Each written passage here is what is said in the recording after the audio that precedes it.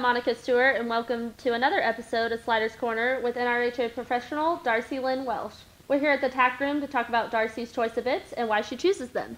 Yeah, well, I'm going to start out talking about where I start with the horse. So one of the first things I want to cover is a cavesson. We use these a lot in reining, and there's other disciplines that use them as well. And I typically want to have about 3 weeks or months riding on a horse before I put one in a cavesson. And the reason that we do it is because we want to keep them from gapping their mouth to get away from that bit pressure. I don't ride one very snug. I just want it to be kind of more of a correction and not holding the mouth shut. And part of that is because when we're asking them to collect and they're having to give their face, they need to have some room under that cavesson for their teeth to slide when they're tucking their chin for us. So that I don't ride it real tight, but I do ride with one to reinforce good habit. And then right here we have the D-ring snaffle, and that's what I start everything in. And I will typically ride a horse in a snaffle bit usually about 3 months, and give or take 3 to 6 months. It depends on the horse.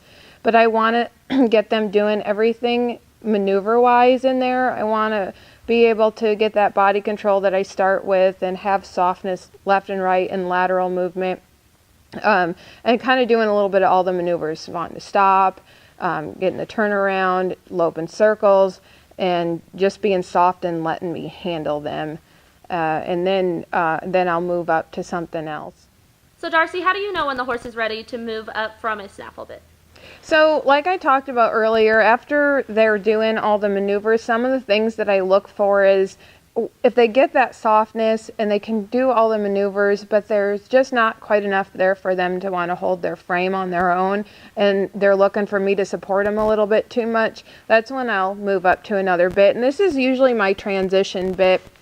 And the reason that I like it for a transition bit is because it swivels vertically where most of your correction type bits swivel horizontally. And this will work off the bars of the mouth in the corner similar to a snaffle, but it's got a little bit of leverage. It's real gentle, but it's a great transition bit because it feels similar in their mouth, but it's got that little bit of leverage so that they can kind of start wanting to support and hold their own frame.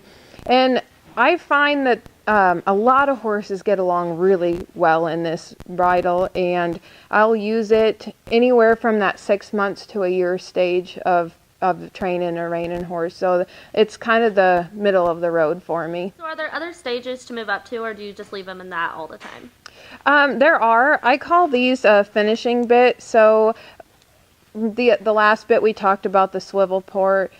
Once they're in that, and I feel like they're just ready to go into those finishing stages of their training where you're starting to ride one-handed. That other bit's just real loose, and it's going to have a lot more softness and bending and feel to it. And when a horse is ready to hold their frame a little bit more and you need just that little bit stiffer feel to where their body's working all together and not in so many pieces, I put them in a finishing bit. And these are just 2 of them that I find are kind of the average ones that I get along with. This is just it's a mic quick bit, but it's just a general correction mouthpiece. And this is just what they call a medium port, and it's also a mic quick bit. And so those are my favorites.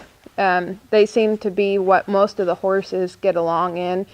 I have a lot more bits in the tack room than these, but I feel like these are the majority of what that horses like. Okay. The reason that I choose these bits is because of the feel that I am looking to develop in a finished horse. And the things that I want would be the responsiveness. So I want that immediate response where they're very tuned in to me as a rider, that I'm not having to put a whole lot of pressure on them. But I also want a horse that's confident and not intimidated by it. I don't want them to be scared of it. I want them to be confident and be soft and yet be very immediate with their response. Thank you for joining us. That concludes this episode of Sliders Corner.